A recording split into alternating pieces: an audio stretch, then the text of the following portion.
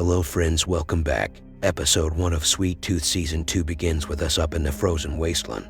A single figure marches through the cold, checking a map on a cloth for an area between two mountains. It's Birdie, and she finds what she's looking for, taking off her protective gear and rappelling down to the depths. There, she finds an ancient pirate ship in pieces and covered in ice. There are purple flowers here too, alongside skeletal remains. But turning on the torch on her helmet, Birdie discovers more, including a journal belonging to Dr. James. With the journal in hand, she heads back to the surface, only to find evidence of hoofprints, having stomped right by her wire. So what of Gus? Well, he wakes up to find himself imprisoned with the other hybrid children. Unfortunately, they're in Essex County Zoo, and the place has become the new hub for Abbott's forces. All the soldiers in the area hustle and bustle to get the place set up by the end of the week. They're in the pump house, the worst place in the whole zoo, and given it's a place designed to keep animals in, it seems the kids aren't getting out in a hurry. The hybrid children are starving, but despite some initial reservations about eating the kibble, they concede and satiate their hunger. Gus doesn't though, and he's joined by Wendy as they discuss the other hybrids. Some don't even have vocal cords, which explains why they sign with one another. There's a whole bunch of different hybrids introduced here, including the digger mole Bobby, Jojo Raccoon Jr. with the beautiful yellow eyes, Haley, who swears a lot, and twins Anna and Hannah. There's also Earl,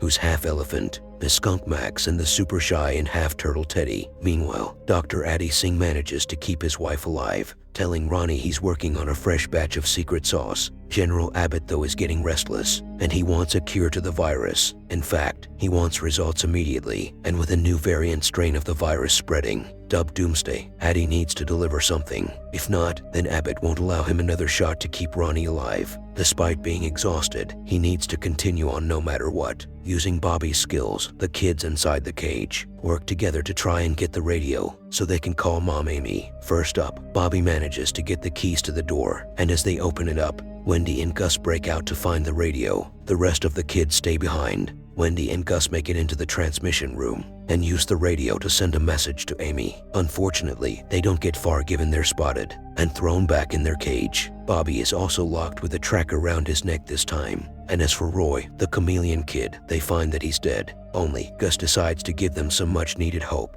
and claims that he escaped. General Abbott shows up to see Dutch in the lowlands. He wants to strike a deal with the three, but one of the major players, Chang, isn't there. The leaders aren't about to listen to his proposal. They've already voted and don't want to entertain Abbott's ideas. Go home, we'll never accept you, he says, and as the outlaws turn and leave on their horses, Abbott does the same, confident that they'll come crawling back once they realize what he's working on. Gus is taken out the cell and brought to the lab by Addy. He's strapped down and encouraged to speak. Gus finally does so, believing he's safe now, when the threat of being handed over to the general is presented. When Roy failed to talk, he was handed over to the general and killed. Addy Singh realizes that Gus doesn't have a belly button and believes Gus could well hold the key and the answers to the cure. It would seem that the purple flowers are similarly a key here, but their time is brought to an abrupt end. The guards bang on the door. Dr. Singh promises not to hurt Gus or let the guards take him if he keeps talking. A deal is made, and Gus manages to buy those hybrid children some more time. Meanwhile, Becky manages to negotiate with Birdie on her phone, telling the woman that Richard is gone, and Jeopard was looking after Gus before the later was taken.